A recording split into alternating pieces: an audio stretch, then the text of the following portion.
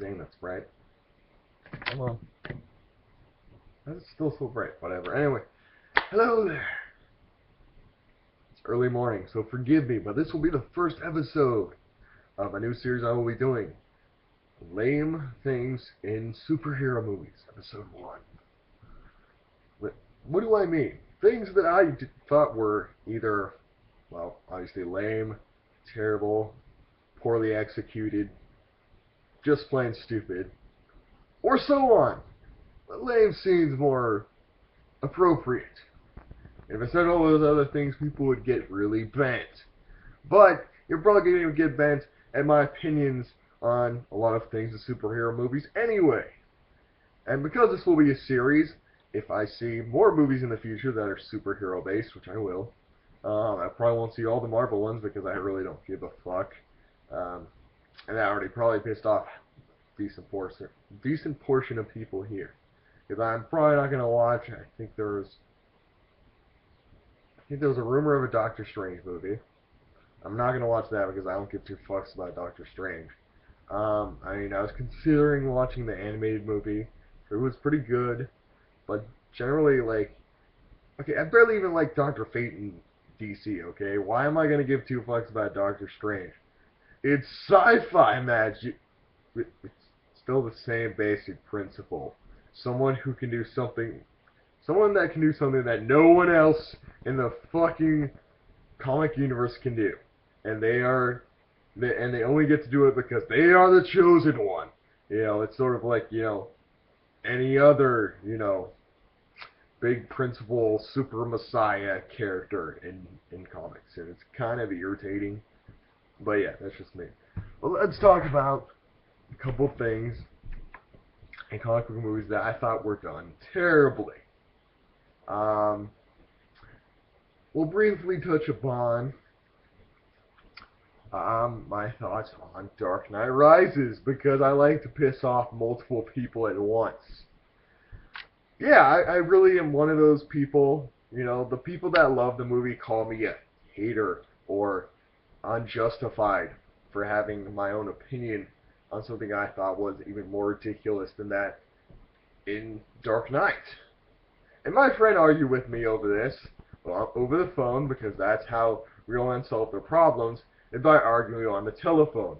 Because if you argue on the internet, you're pretty much going to be made fun of no matter what plane of life you are in. It doesn't matter if you are on a train ride, if you are just in the middle of some square in the middle of a city. It doesn't matter. You're going to be made fun of for arguing with someone over the internet. It doesn't fucking matter. Everyone just likes arguing reality and thinks it's safer and makes more sense. And to a degree, I understand.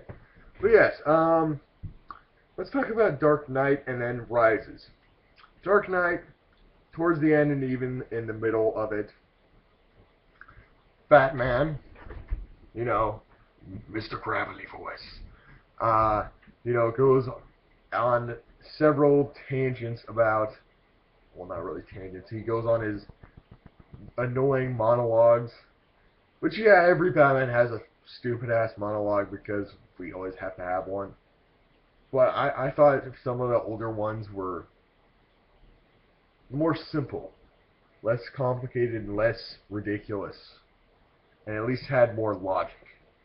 But in Dark Knight, he says, something to the effect of, "I'm not what the city wants, but I'm what it needs." And then Dark Knight Rises, and it skips several years forward, and he couldn't hold up to that because the people shunned him. You already expected this, and you said you didn't care. Now you care, and then he gets all depressed, and his bones slowly stop. His joints stop working, and he uses a cane, and he looks a lot older because he grew a beard, and people know he's a recluse, and people secretly think he was probably Batman, and no shit, and no one notices anything throughout Dark Knight Rises when he suddenly comes out of hiding, and like I think at some point he loses his house and all these other things that can't just be mere coincidence. And don't even get me started on all the characters because I hate them all. All right, the character who was renamed, who's usually Talia al Ghul, yeah. What was her purpose? Oh, I fucked Bane, and all this was a secret plan to destroy Batman and Bruce Wayne and Gotham City. And why do they do this? It's not even revenge for Ra's al Ghul because they hated him. Bane hated him. He says that he wants to be better than him. Then why doesn't he have a better plan? Why destroy Gotham, which has already been established? It's a shit city in this version. Like the whole thing, not like in I think the comics. I haven't read them all. Actually, I don't think I've read one. I've seen the animated series. I've seen the alternate future continuity, Batman Beyond. I've seen Justice League, and none of those. What was, the whole city just a piece of shit? It was usually just like, downtown or it was called something alley for a certain part of it, but it was only like maybe a quarter of the city, which yeah, that's a decent part, but it's not the whole fucking place. No, in the Dark Knight trilogy, they explain, the rich and the normal people are very far and few between, and they don't really talk a lot about it, like the dingy parts. They try to, they say, Batman's for helping them, but why doesn't it, like, I don't remember a lot in the movie where Bruce Wayne is actively, like in a lot of the cartoons and stuff, where he's openly donating to the poorer parts of town to fix them up. And at some point, I think in the animated series, they did rebuild one small part of it. I mean, it didn't put a huge dent in the freaking criminal and poor population, but at least it helped. In this, I almost never see that. And yeah, again, Dark Knight Rises. The whole city should be destroyed because there's so many poor people and criminals and all this shit. Okay, I sort of get that. But again, why does Bane need to destroy this city in particular? And the way he goes about is ridiculous and over the top, and he wants to humiliate Batman, who's been gone forever, and he was already humiliated anyway. And all the bullshit and like MacGuffins used to get Bane to figure out who Batman was, and Talia al Ghul being a secret assassin person, wasn't even that interesting by the end. She started out okay, when she was just a normal female lead, and then they come out and, I get it, they progressed. It's well written, I won't deny that. But then just towards the end, it's just like, I am evil bitch. I am so stereotypical you would never recognize me before this scene. And I'm like, really? Really? Like, come on. And don't even get me started on nuclear bombs and super prison in Arabia, which is already fucked up on its own. Like, how do people even defend this? And what is... I get Ra's al Ghul has like an Arabic name, but why would he have a super prison for actual Arabic people in the middle of the desert? And what kind of type of people does he even keep here? Like, most of the people seem nice, and they just slowly try to escape. Bane was the only one who was a true sadist, and they actually helped escape because he saved his daughter. And why was she there? Like, was it not originally his prison? I think they barely explained that shit. But yeah, it belongs to the League of Assassins now, or whatever the fuck they called it in the movie. It was just... I didn't enjoy it. I thought it was, again, those things were lame, stupid, horribly explained. But to each their own. If you like it, that's totally fine.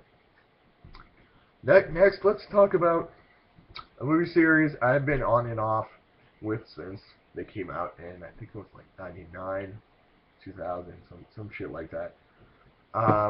You had the guy from Seabiscuit. Yes, I'm talking about motherfucking Spider-Man.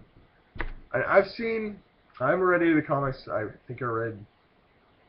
Okay, I did read Thunderbolts, which had several Spider-Man characters in it. But other than that, I haven't read the comic series with Spider-Man in it.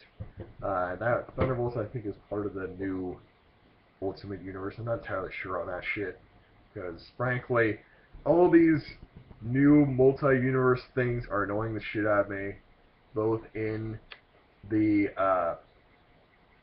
animated series world and the superhero movies world. It's really distracting. But I want to talk about, why I thought Venom didn't work in the Spider-Man 3 movie. And if they ever, would introduce Venom in a new Spider-Man movie, or, well, okay, we're going to have Spider-Man in, let's see, is it going to be Captain America 3, or is it going to be Avengers 4 or 3, or whatever the fuck it is? But yeah, if they could introduce Venom again. But first, let's talk about what I thought was wrong with Venom in the movie. Mostly, it was that, and I'm basing this off of the television show, the 90s one, which people say, I'll say right now, it was trying to do the expository crap that's in comics, and it didn't really work out so well. And they're trying to do it now, and they did try for Ultimate Spider-Man, and utterly fucking failed, and also had horrible self-referential humor. They didn't know how to do self-referential humor. They failed on all fronts. But yeah, in the shows, Venom.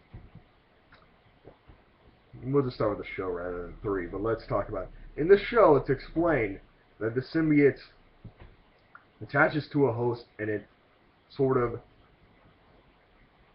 tries to conform its host and tell it that without it, it will be nothing. That it can't be as strong or as powerful or willing without it.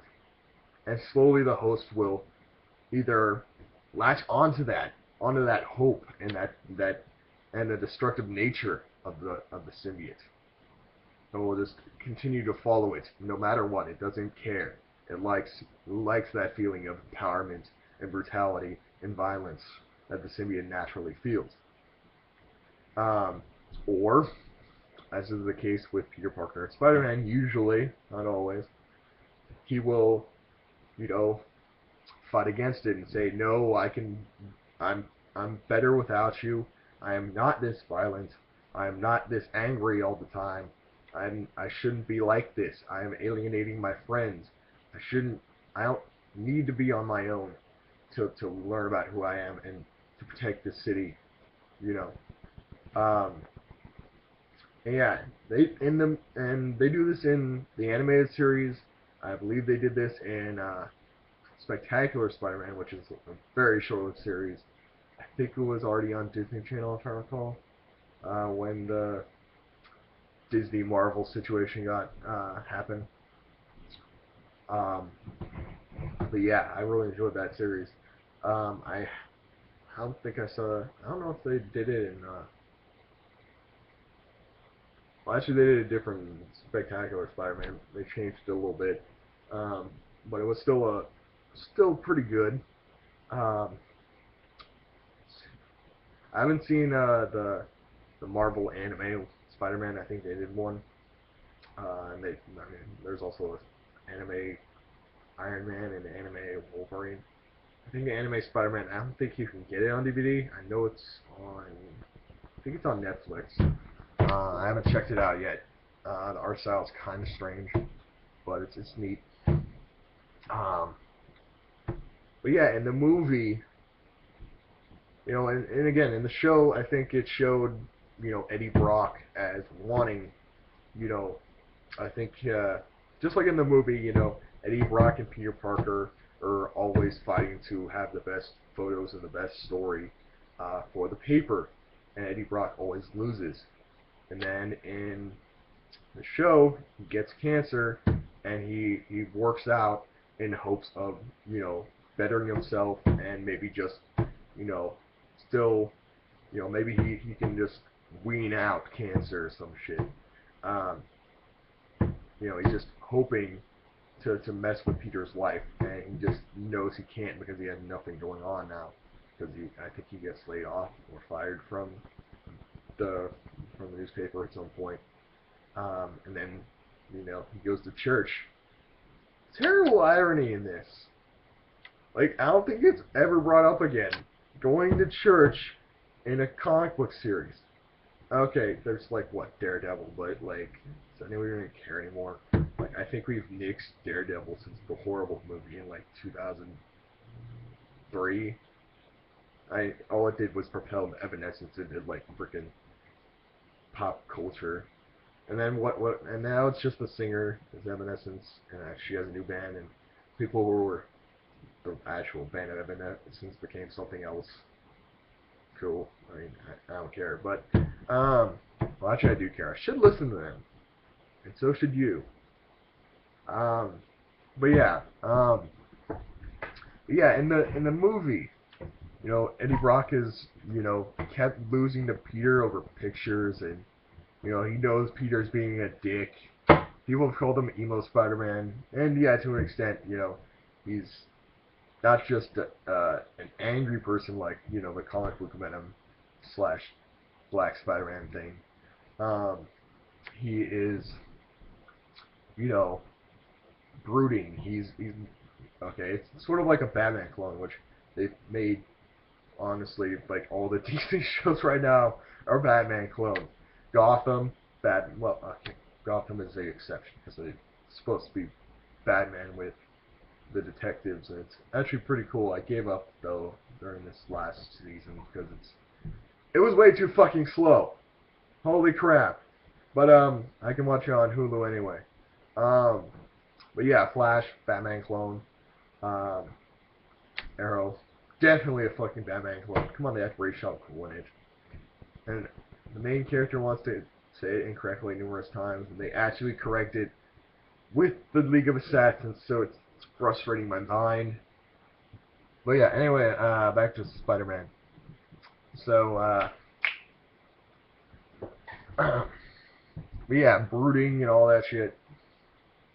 And then, like, he finally realizes that. I don't even remember, like, what it was that made him realize that being a dick doesn't give you absolute power. It doesn't mean that you are a great hero. And so he goes to the church, just like in the 90s series. He goes to the church, rings the bell because he finally somehow realizes that sound, large subsonic noise, tears apart the symbiote from its host. It's actually a really cool concept, and I thought it worked very well in the series in general, and in comics, and just as a Spider-Man thing. Seemed pretty good, cool idea. So yeah, he does that, and then Eddie is conveniently always like, this church layout makes no sense.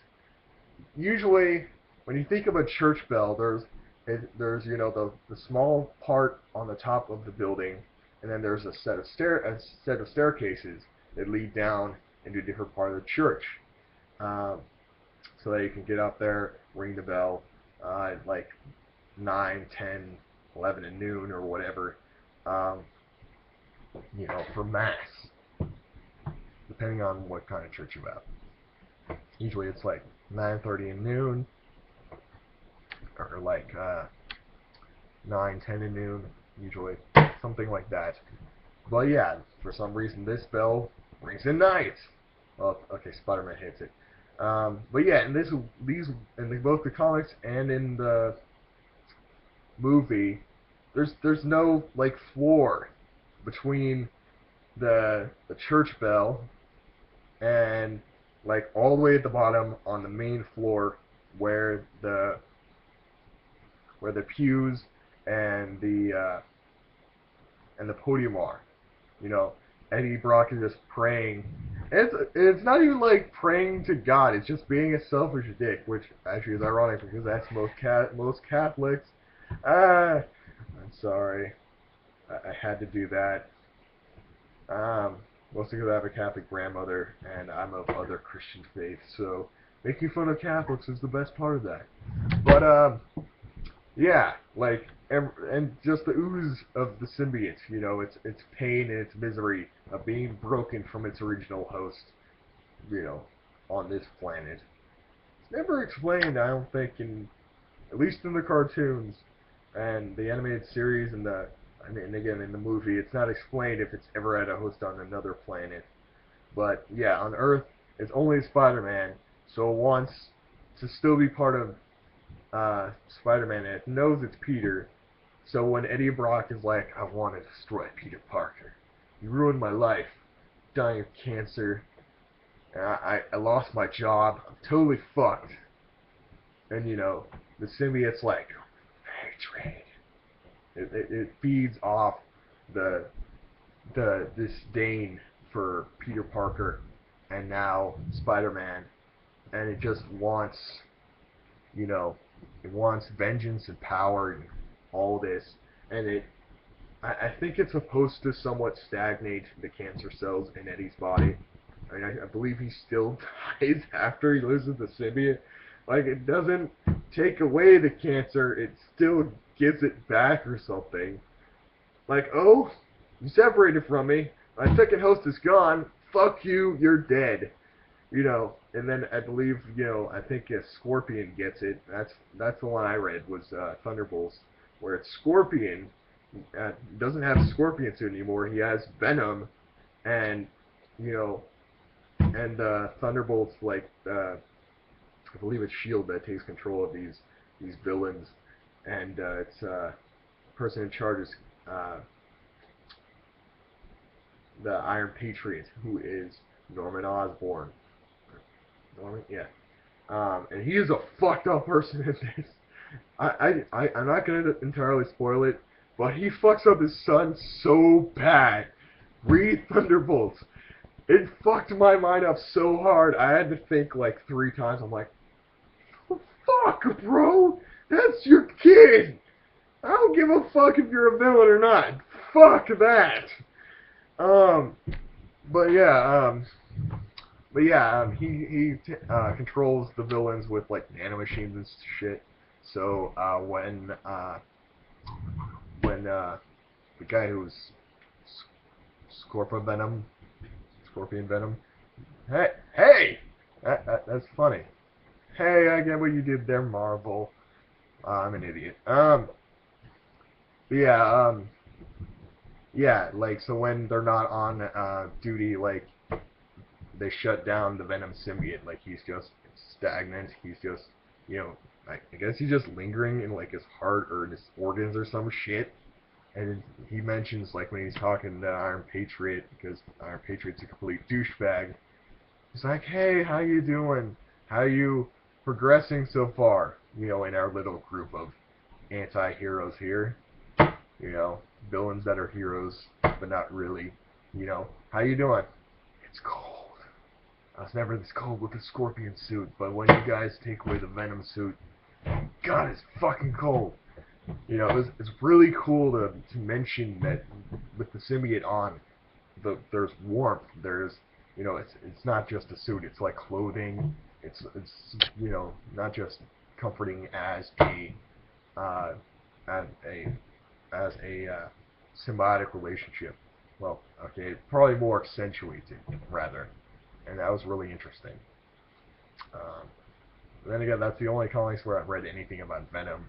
I think Spider-Man is briefly shown, and they show the Iron Spider, which is a really cool character, and they fuck him up. Read fucking Thunderbolts. I know it's probably dead by now. You know, this was like 3 or 4 years ago, maybe longer, that I read this comic. Yes, at least 4 years ago. But it was really cool, and definitely check them out. And because, now that the Ultimate Marvel movies are coming out, they're probably going to end it. Because that's how Marvel works. Every 10, 20 years, it's been at least 10 years, um, it is now time to totally fuck up and destroy everything you ever knew and loved in comic books again. Enjoy. I mean, come on, think about it. DC had the New 52. Marvel had the Ultimate Universe. Before that, there was like 80s and 90s DC and Marvel, and then 2000 shit, and then before that it was like 60s, 70s. You know, and they're all different and nice in their own way. But if you're like, they're doing it more often now, and I find it really disjointed and weird. Um, and especially since half the time you're going to be retconning shit, it kind of annoys people. But yeah, this has been my thoughts on 2 things so far, but there will be a lot more. I will probably talk about Iron Man. And who doesn't want to talk about Iron Man? Because I've seen like almost all of the shows that were really cool. Um, and yeah, and seeing the movies, I just have to rant on that. But yeah, have a good morning.